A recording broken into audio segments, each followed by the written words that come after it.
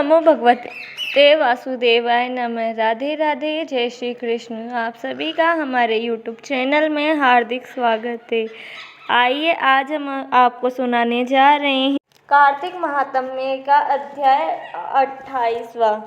धर्मदत्त ने पूछा, हे देवगण, जय और विजय ने अपने पूर्व जन्म में ऐसा कौन सा पुण्य किया था जिससे भगवान विष्णु का रूप धारण करके वह उनके द्वारपाल हुए।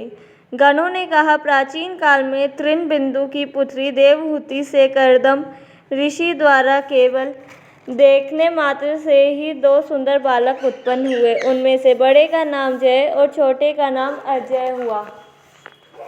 बाद में देवहूति के गर्भ से कपिल देव जी भी हुए। जय और अजय दोनों ही भगवान विष्णु के बड़े भक्त और धर्मात्मा थे। दोनों ही नित्य प्रति अष्टाक्षर मंत्र का जाप करते थे और भगवान विष्णु का व्रत करते थे। भगवान भी इन दोनों भाइयों पर अत्यंत प्रसन्न थे और नित्य पूजा के समय इनको दर्शन दिया करते थे। एक समय राजा के निमंत्रण पर देवर्षि नारद गणों सहित राजा के यज्ञ में पधारे। उस यज्ञ में जय ने ब्रह्मा और अजय ने पुरोहित बनकर यज्ञ को संपूर्ण करवाया।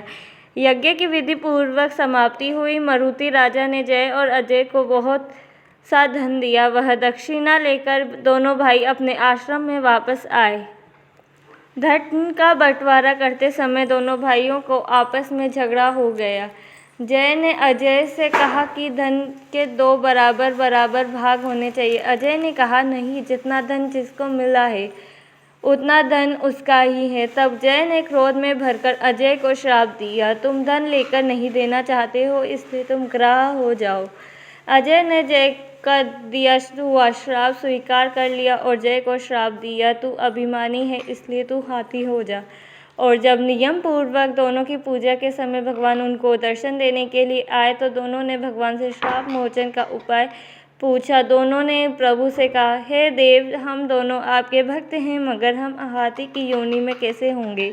यह कृपा सागर श्राप से हमारा उद्धार कीजिए। भगवान विष्णु ने कहा, मेरे भक्तों की वाणी भी कभी असत्य न होगी। यमराज भी इनको अन्यथा नहीं कर सकते। पूर्व काल में मुझे भक्तराज प्रहलाद के कहने पर स्तंभ से प्रकट होना पड़ा था और राजा अम्बरीश के कहने पर 10 अवतार लेने पड़े थे। अतएव तुम दोनों अपने शापों को भोगकर फिर मेरे लोक को प्राप्त होवोगे।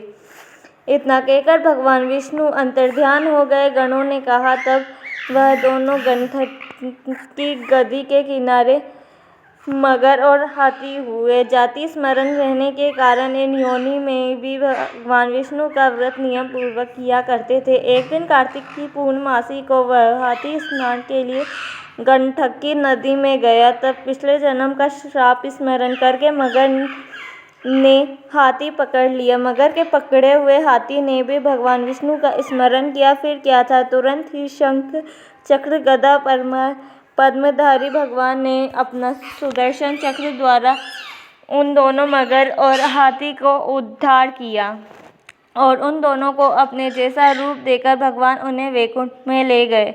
उसी दिन से उस स्थान का नाम हरि क्षेत्र प्रसिद्ध है। चक्र के आघात से वहाँ के पत्थरों में भी चिन्ह बने हुए हैं। वह दोनों भी जय और अजय के नाम से आज तक संसार में प्रसिद्ध है। हे विप्र, आपने भगवान विष्णु के द्वारपालों के संबंध में जो प्रश्न किया था उसका विस्तृत उत्तर मैंने दे दिया है। इसलिए हे द्विज, तुम भी ईर्ष्या और द्वेष को त्याग कर नित्य भगवान विष्णु का व्रत करो। जगत के प्रत्येक जीव को समदृष्टि से देखो। तुला, मकर और मेष की संक्रांति में नित्य प्रातः स्नान किया करो। एकादशी व्रत किया करो। तुलसी वन की रक्षा किया करो। गो, ब्राह्मण, वैष्णवों की सेवा के लिए हर समय तैयार रहा करो। व्रत करने वालों को मसूर, कांची, बैंगन के साग का कदापि प्रयोग नहीं करना चाहिए। हे धर्मदत्त, ऐसा करने पर तुम शरीर त्याग के पश्चात हम लोगों के समान गति पाओगे। भगवान विष्णु को प्रसन्न करने वाले इस व्रत के समान फल देने वाला तीर्थ, दान और यज्ञ दूसरा और कोई नहीं है। हे विप्र, तुम धन्य हो, क्योंकि तुमने विष्णु भगवान को प्रसन्न करने वाला व्रत किया है और जिसका आधा फल तुमने इस कलहा को दिया है। उसके फलस्वरूप हम कल्हा को बैकुंठ में लिए जा रहे हैं। नारद जी ने राजा पृथु से कहा, राजन, इस प्रकार धर्मदत्त को विष्णु भक्ति का उपदेश देकर कल्हा को साथ लेकर विष्णु के पार्षद बैकुंठ को चले गए। धर्मदत्त भी उनके आदेशानुसार भगवान विष्णु के व्रत में तल्लीन हो गया और फिर जब उसका देहांत हुआ तो अपनी दोनों स्त्रियों के साथ विष्णु लोक को गया है। राजन, जो कोई भी प्राचीन काल के इस इतिहास को सुनता है और सुनाता है, वह अंत में विष्णु लोक को प्राप्त होता है। हमारा आज का 28वां अध्याय समाप्त हुआ। आइए अब हम सुनते हैं तुलसा जी की कथा। कार्तिक के महीने में सब कोई तुलसा माता को सींचने जाती। सब कोई तो सींच के आती जाती, पर एक बुढ़िया माई आती और तुलसा माता से रोजीना कहती, तुलसा माता सबकी दाता, मैं बिड़ला सींचूं तेरा, तू कर निस्तारा मेरा। तुलसा माता अड़वा दे, लड़वा दे, पीताम्बर की धोती दे, मीठा मीठा घास दे, बैकुंठ का वास दे, चटके की चाल दे, पटके की मोहत दे, चंदन की काठ दे, झालर की झिंकार दे, साई का राज दे, दाल भात का जीवन दे, 11 का दिन दे, कृष्ण का कांधा दे। इतनी बात सुनकर तुलसा माता सूखने लगी। एक बार भगवान कृष्ण ने पूछा कि तुम्हारे पास तो इतनी औरतें आती हैं, तुम्हें जिमावे गावे, तो भी तुम कैसे सूखने लगी? तुलसा माता ने कहा कि एक बुढ़िया माई आती है जो रोजाना इतनी बात कहकर जाती है।